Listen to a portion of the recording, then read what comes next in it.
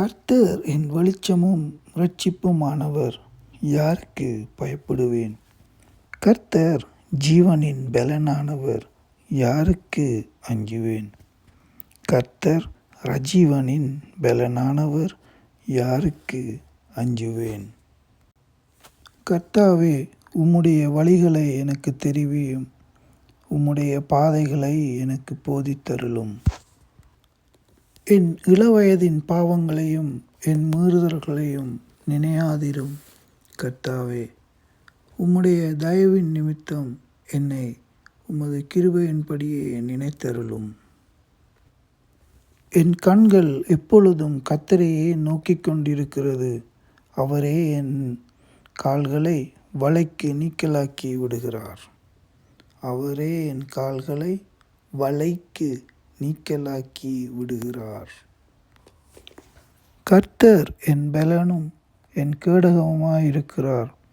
என் இருதயம் அவரை நம்பி இருக்கிறது. நான் சகாயம் பெற்றேன், ஆகையால் என் இருதயம் களிகூறுகிறது.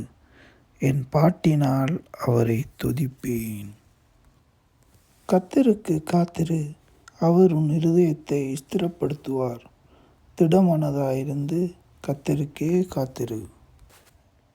என்னை பலப்படுத்துகிற கிறிஸ்துவினாலே எல்லாவற்றையும் செய்ய எனக்கு பெலன் உண்டு. பிலிப்பியர் 4:13. வானத்திலேயும் பூமியிலேயும் தேவர்கள் எனப்படுகிறவர்கள் உண்டு. இப்படி அநேக தேவர்களும் அநேக கர்த்தாக்களும் உண்டாயிருந்தாலும் பிதாவாகிய ஒரே தேவன் நமக்குண்டு. அவராலே சகலமும் உண்டாயிருக்கிறது, அவருக்கென்று நாமும் உண்டாயிருக்கிறோம். இயேசு கிறிஸ்து என்னும் ஒரே கர்த்தரும் நமக்குண்டு. அவர் மூலமாய் சகலமும் உண்டாயிருக்கிறது, அவர் மூலமாய் நாமும் உண்டாயிருக்கிறோம்.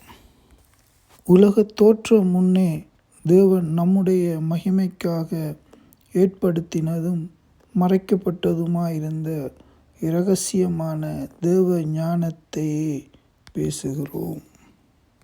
ஆமென். அல்லேலூயா.